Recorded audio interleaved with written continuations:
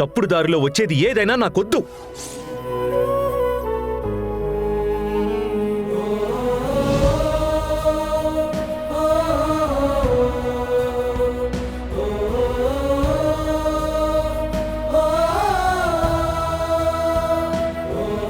జాను. కన్నా, నాకు బాగా తెలుసురా, నీకు బంగారి అంటే అస్సలు నచ్చదు. కానీ నువ్వు సొంత అభిప్రాయాలకి ఎలాంటి తావు ఇవ్వకుండా న్యాయం వైపు నిలబడ్డావు. అది చాలా పెద్ద విషయం. జాను, నాకు న్యాయం అన్యాయం, నీతి అవినీతి ఇవన్నీ తెలీదు. నువ్వు తినకుండా ఉన్నావు, నాకది కష్టంగా ఉంది. తనొస్తే కాని నువ్వు తినవని అనిపించింది, అందుకే తీసుకొచ్చా. So Janu, please chill.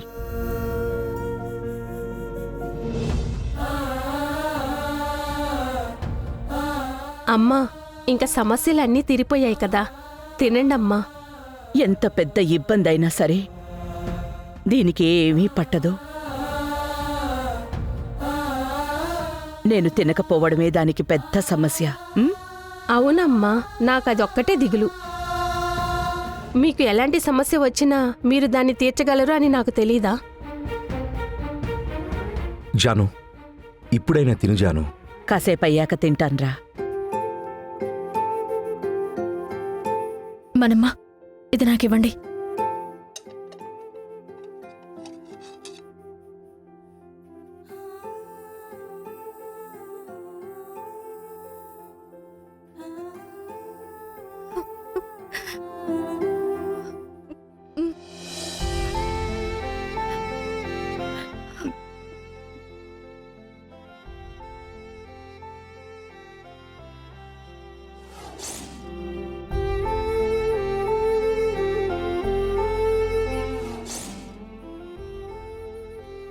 ఎంత కోపం వచ్చినా సరే ఆ కోపాన్ని అన్నం మీద చూపించకూడదని మా నాన్న చెప్తుండేవారు ఝాన్సీ అమ్మ. మీరు బాగా తిని ఆరోగ్యంగా ఉంటేనే కదా మమ్మల్ని అందరినీ చూసుకోగలరు.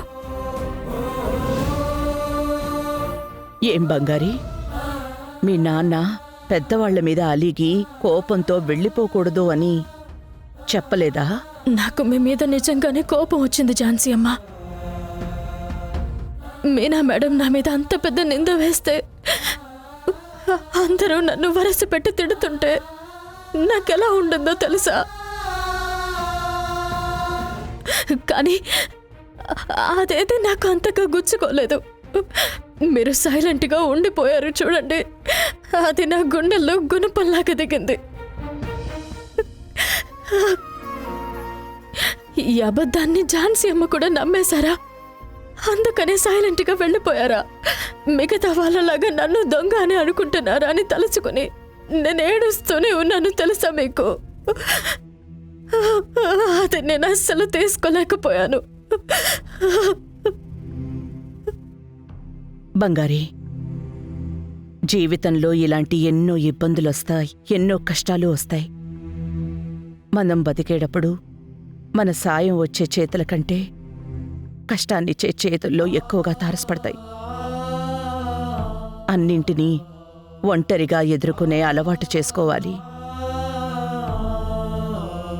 ఆ రోజు నీ మీద అందరూ నిందలు వేసి కోపంగా ఉంటే నువ్వు వాళ్ళకి ఎదురు నిలబడకుండా దెబ్బతిని వెళ్ళిపోయావు చూడు. నాకు చాలా కోపం వచ్చింది.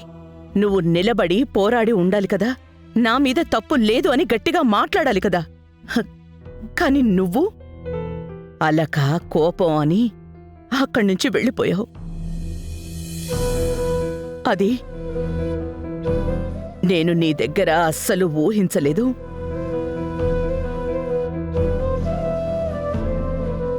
రాబోయే కాలంలో నీ మీద ఇలాంటి నిందలు 100 వేస్తారు.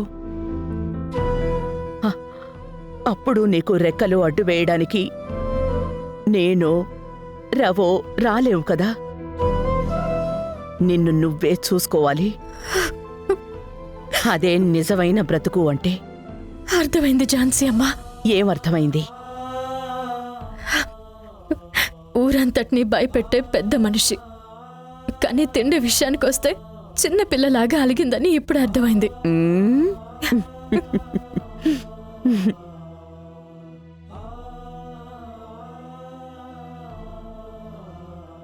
అవును బంగారి, కొంచెం సేపటి ముందు ఎక్కెక్కి ఏడుస్తున్న మొహంతో ఆ అమ్మాయి ఉండాలి. నువ్వేమైనా చూసావా? చూశాను ఝాన్సీ అమ్మ. మా ఝాన్సీ అమ్మకి అలా ఫ్లవర్ లో ఉన్న వాళ్ళకంటే ఫైర్ లో ఉన్న వాళ్ళంటేనే ఇష్టం అని చెప్పి పంపించేశాను. నిన్ను చూసావా మణి, ఎన్నెన్ని మాట్లాడుతోందో. మరి ప్రశాంతంగా తినడం అంటే మీకెక్కడ నచ్చుతుంది? దెబ్బకి దెబ్బ, రక్తంకి రక్తం అని రగ్గడ్గా ఉంటేనే కదా మీకు నచ్చుతుంది.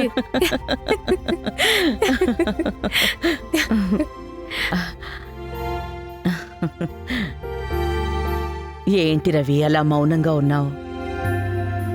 నథింగ్ జాను, నువ్వు భోంచేసావు కదా, నాకు అదే చాలు.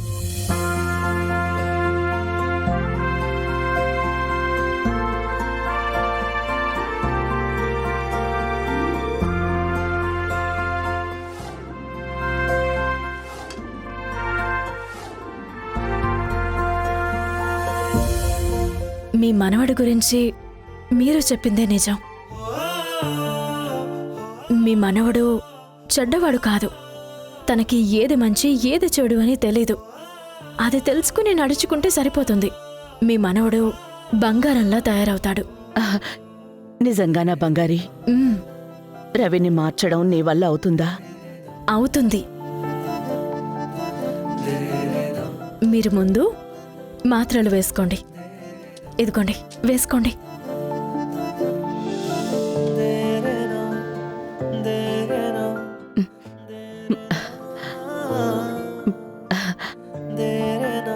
నిజంగానే మార్చగలవా బంగారి?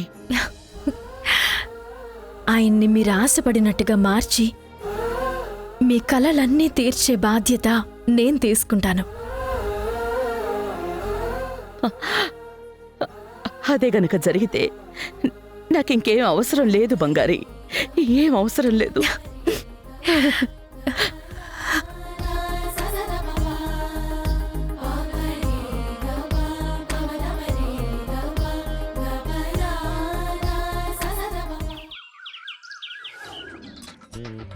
ఒరే, నేను నిన్న ఒక సినిమా చూశాను రా, సూపర్ గా అనిపించింది.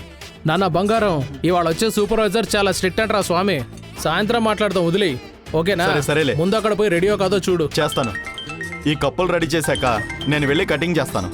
ఏమైనా అర్జెంట్ ఉందా? లేదు లేదు, హే, ఇది అయ్యాక అది చూడు. కేడి, సరేరా.